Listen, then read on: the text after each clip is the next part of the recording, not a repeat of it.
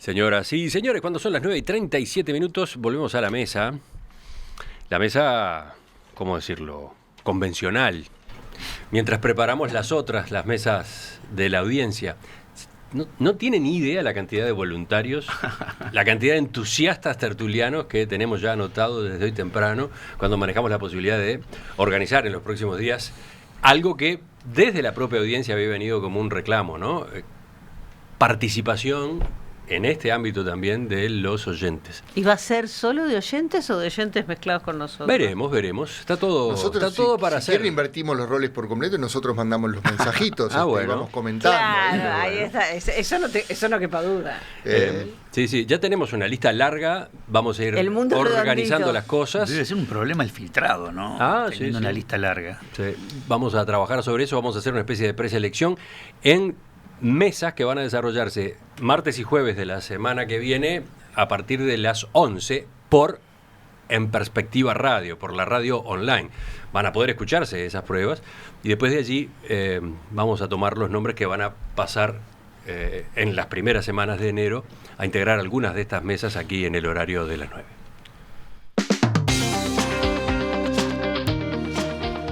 Seguimos con Gerardo Caetano, Guillermo Fossati, Teresa Herrera y Rafael Porsekansky en la mesa de este miércoles 21 de diciembre de 2016.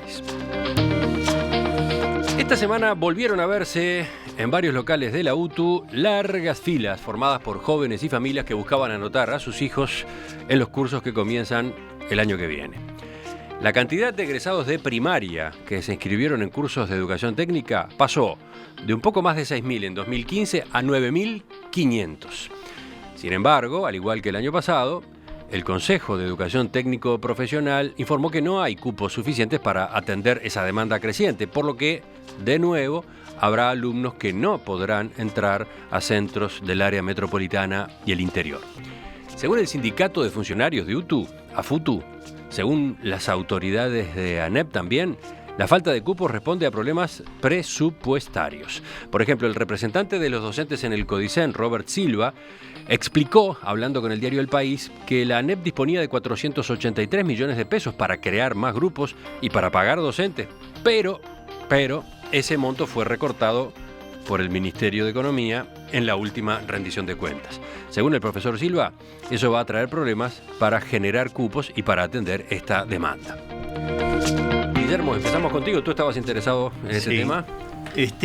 Con respecto a lo puntual, que es la expresión dada por las autoridades de que hay una carencia presupuestal y que por lo tanto no pueden responder a esa demanda, hay unas cosas que me parece importante tenerlas presentes, ¿no? El presupuesto del Consejo de Educación Técnico Profesional en el periodo 2005-2015 creció un 157%. Y en ese mismo periodo, 2005-2015, la matrícula del Consejo de Educación Técnico Profesional creció un 40%. Y si achicamos la distancia, en vez de pensar 2005-2015 y consideramos los 2009-2015, porque se provoca un aumento muy importante entre el 2005 y el 2009. Entonces, para poder de alguna manera acercar más estos datos, nos encontramos que la matrícula de la UTU entre 2009 y 2015 creció un 29%. Y el presupuesto en ese periodo creció un 41%. Estas cosas, yo quiero señalar que esto es el anuario estadístico de la Administración Nacional de Educación Pública. Por lo tanto, los datos que estoy utilizando no pueden cuestionarse, salvo que la propia autoridad se cuestione a sí misma, ¿no? Si pensamos en estas cifras, las excusas que se están dando son absolutamente inaceptables. Después tienen un antecedente, es un hecho que sucedió el año pasado, para lo cual podría pensarse que una vez que experimentaron y vieron esa realidad, podrían organizarse. Hay un problema de organización que es grave, que es muy serio, y de gestión que es muy, muy serio. Ese es un primer punto. Hay puntos mucho más interesantes. Esto es para descalificar la excusa de que no hay partida presupuestal para poder tener los cupos. Pero después están los otros elementos. Tratar de entender esta demanda extraordinaria desde el punto de vista relativo con respecto a lo que es la demanda de la UTU en tiempos para atrás, de estos últimos 2 años. Es decir, ¿qué responde? ¿Es el estudiantado que la cosa la mira de manera distinta? ¿Es que existe en el caso de la oferta de educación secundaria una oferta que no es atractiva y que por lo tanto, en la medida que no encuentra una inserción en el sistema de educación secundaria, van hacia la opción que les está quedando, es que buscan un perfil distinto, que tenga un aterrizaje más en el mundo real, en el mundo. Y sin embargo hay algunas de las opciones que están encontrando altísima demanda y que se expresa con preocupación, y lo llevaron al Parlamento, que es la de deporte, por ejemplo, donde aparecen del bachillerato en deporte una cantidad enorme. Deporte y recreación. Deporte y recreación. Y lo que se plantea es que no hay después espacios en el mercado laboral como para que los egresados encuentren sus inserciones. Es decir, entonces ahí te aparece otro gran tema, que es el de la planificación eventual de cierta parte de la oferta educativa, como para poder entender que tú estás hablando de fondos públicos y que por lo tanto con una mentalidad de pensar visión país, bueno, hay ciertas cosas que puedo decir, bueno, vamos a privilegiar estos aspectos. Estos otros, en realidad, si los estimulamos, después vamos a generarles problemas. Después largo otros comentarios. ¿Iba Teresa ahora? Sí, iba Teresa porque en la misma línea, yo cuando estaba preparando lo de hoy, había puesto un cartel grande acá en la computadora que decía reorganización. Uno escucha que hay algunos liceos que no tienen tanta demanda. Yo creo que todos tenemos claro porque la UTU tiene más demanda. La UTU tiene más demanda porque en general los gurises perciben, y con razón, que la UTU les puede brindar oportunidades de aprendizaje mucho más útiles, mucho más eficientes para la vida diaria, más allá de que yo creo que la educación no solo tiene que ser técnica y no solo tiene que servir para el mundo del trabajo, sino que también tiene que haber una educación per se, y como para enriquecerse como persona y en valores y todo lo demás, pero de cualquier modo está clarísimo que además necesitan trabajar y necesitan salir al mundo del trabajo y ganarse la vida. Y por supuesto la UTU brinda una oportunidad mucho más rápida y mucho mejor para esto. Entonces a mí me parece, claro, realmente, y agradezco muchísimo los datos que trae Guillermo, gracias. Que trae Guillermo, porque realmente demuestran que ese cartel de reorganización que yo de alguna manera pensaba en función de creer ingenuamente que no les daban los recursos, pero decía, bueno, pero si resulta que acá te sobran alumnos y acá te faltan espacios, y bueno, ¿por qué no tratas de planificar y de pensar cuando además, como tú muy bien decís, eso ya te pasó el año pasado? Entonces, hay una debilidad muy grande en términos de lo que significa la gestión de la situación educativa. A mí me parece que las corporaciones educativas se agotan en esas discusiones bizantinas y en sí mismas de la problemática gremial y del sueldo y del horario y de si me evalúan o no me evalúan y si esto y si lo otro, y no toman los temas serios y profundos de la educación como es esto. Si realmente a mí se me está corriendo el estudiantado hacia determinadas orientaciones, hacia determinados sectores, bueno, empezá a ver qué podés hacer para eso. Y te cierro con una cosa. Esto del deporte, yo no estoy tan segura que esto del deporte no sea bueno, porque sí no hay lugar para la estructura que tenemos en este momento, donde en el sistema educativo en general casi no le llevamos el apunte a lo que es la actividad física y deportiva. Si realmente, como en otros países, la actividad física y deportiva tuviera la importancia que tiene que tener y el carácter importantísimo preventivo para la salud, para un montón de cosas, probablemente tendríamos de sobra lugar para que trabajaran esos gurisas y esas gurisas. ¿Quién sigue? Hay varios con la mano levantada. Gerardo. Dos o tres cosas. La primera, yo tiendo a pensar de que algún problema de gestión hay, porque esto es un tema reiterado. De todas maneras, lo señala Robert Silva, que es el representante de los docentes y que además es un hombre de origen político opositor. Entonces, es como que, bueno, si Robert Silva señala que hay problemas presupuestarios, tiendo a pensar de que alguna legitimidad para eso tiene. Segundo, más allá de que yo creo que hay problemas de gestión. Segundo, aquí hay una política pública que en estos últimos años, en el discurso, pero también, como vemos en la orientación de fondos públicos, ha buscado atender e impulsar esta demanda. ¿Recuerdan las expresiones de la universidad de las manos? Y es como que la sociedad no solamente ¿Recuerdan está... a quién? A Mujica, claro. Sí, sí, Pero no cuando solamente pega Mujica, Wilson Neto. ¿De dónde venía? De la UTU. De la UTU. Y esto nos vincula con un problema que tiene que ver con el desarrollo del país y que tiene larga data, más de 100 años. Recordemos el debate entre Valle y Figari.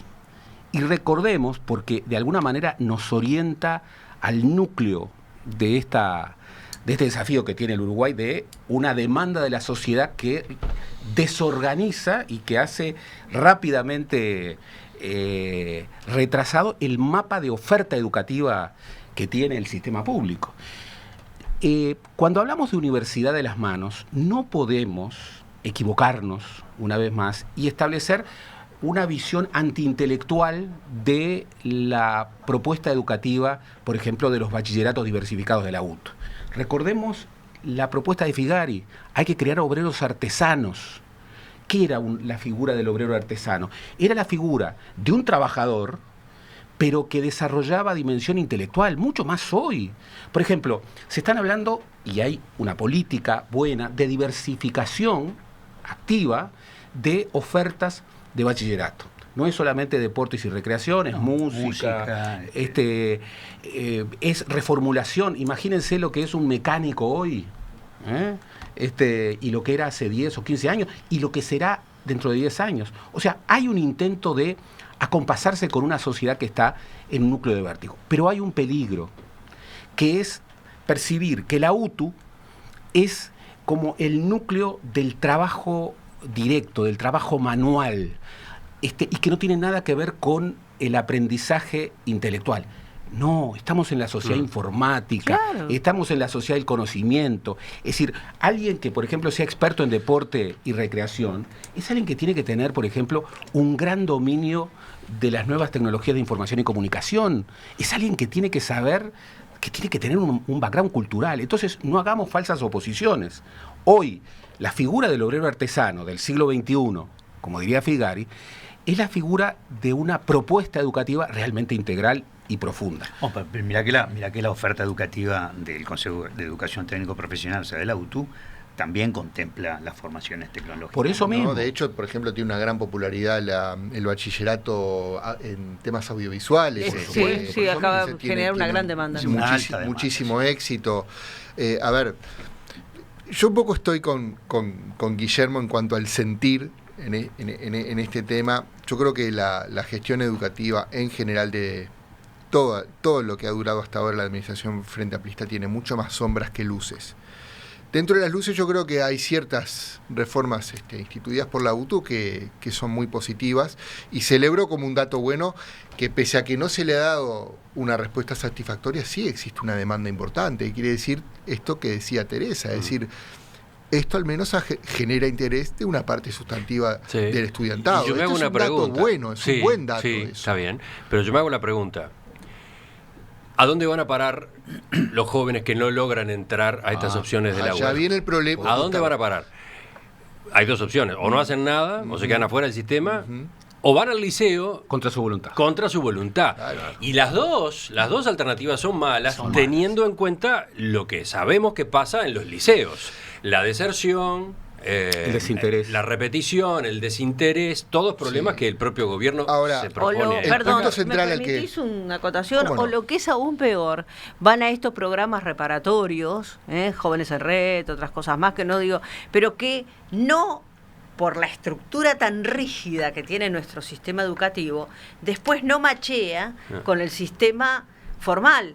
Entonces quedan como flotando en un limbo en el cual hicieron algunas cosas durante el año, pero esas cosas que hicieron durante el año y aprendieron no les sirven para ninguna otra Queremos cosa. retener a los jóvenes en el sistema educativo, y sobre todo en el de nivel secundaria, y cuando tienen un interés específico, una determinada rama que les apasiona, que les atrapa, le decimos no hay lugar. Es que por eso digo que en línea con lo que decía Rafael, que está coincido plenamente, el bachillerato tecnológico. Claro, el bachillerato tecnológico. No, lo que yo quería decir es que en definitiva que toda esta discusión A ver, cuando se critica tanto el estado de la educación media en Uruguay, algunas voces técnicas, y creo que continuo, han dicho, cuidado con idealizar el mundo de antes y el IABA de los años 50 o 60 o el Liceo Bauzá, porque era otro Uruguay, con una educación secundaria media restringida a un sector muy pequeño de la población. Hoy estamos ante la masificación de la educación media. Es otro contexto. Ahora, lo que hay que evaluar no es comparar el IABA o el Bauzá de hoy con el de hace 40 años, porque no tiene tanto sentido, sino analizar cuál ha sido la calidad de las respuestas que ha dado el Estado a la masificación de la enseñanza. Entonces, ¿la educación media secundaria clásica ha sido buena? Yo creo que no, que ha sido muy mala. Y que arranca eso en cómo se integra, para empezar, el Codicen, hoy por hoy. Y con una ley de educación votada en la primera administración de Tabaré Vázquez, para mi gusto, muy desafortunada. Eso va por ese lado. Y ahora la segunda, con UTU. ¿Cómo han sido las cosas? Bueno, han existido innovaciones muy interesantes, las que estamos hablando aquí, que la UTU, por ejemplo, de la figura que decía Gerardo del obrero artesano, también ahora tenga un bachillerato audiovisual, y que se proponga también con el temas de turismo, que salgan chefs de la UTU, un montón de oficios muy interesantes, y una preparación en general muy interesante. Bueno, ahora está con otro de los problemas, que es el dar respuesta a la demanda creciente, y no la está dando bien pese a lo que marca Guillermo. Es decir, si bien estamos en el contexto, este año esto fue advertido, ojo, en agosto, en la rendición de cuentas se dijo, esto puede afectar el problema de los cursos, por la rendición de cuentas, pero de todas formas hay un aumento presupuestal muy sustantivo, y la demanda sigue sin ser satisfecha.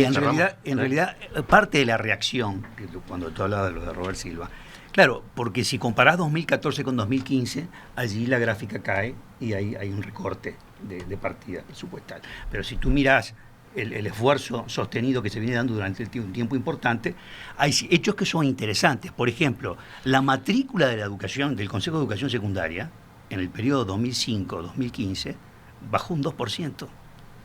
Pero creció mucho la matrícula del Consejo de Educación Técnico Profesional. Claro. Entonces, cuando te dicen que creció, cuando en PISA te dicen en el 2003, entre el 2003 y el 2015, la versión 2015, hay un 10% más, es un 9 con algo, por ciento más de alumnado que no estaba antes, que ahora está. Eso es cierto, pero el gran aportante allí, mirando los números, es el Consejo de Educación Técnico Profesional. ¿Lo último? Sí, yo comparto, pero también señalo, y creo que había algunas orientaciones en esa perspectiva, que hay que tomar también la buena señal de esto que está ocurriendo. Es decir, hay una demanda social, hay una política pública que está de alguna manera respondiendo a una demanda real y que la está promoviendo. Hoy, para llegar a tiempo, hay que anticipar, y ahí hay problemas. Y el Uruguay, para llegar a tiempo, sobre todo en educación, tiene que anticipar. El aumento de la cobertura, sobre todo en la enseñanza media, ha sido explosivo en las últimas décadas. Claro. Y si el aumento de la cobertura, que tiene una dimensión democrática absoluta, se hace a costa de la calidad, bueno, terminamos desarrollando una estafa. Hay que asociar en una sociedad con cambios vertiginosos respuestas que sean anticipadas, y que esa es la única forma de llegar a tiempo. Por eso digamos, la intención de una política, que, ojo, política también en educación es pensar y actuar desde las restricciones, pero también anticipar.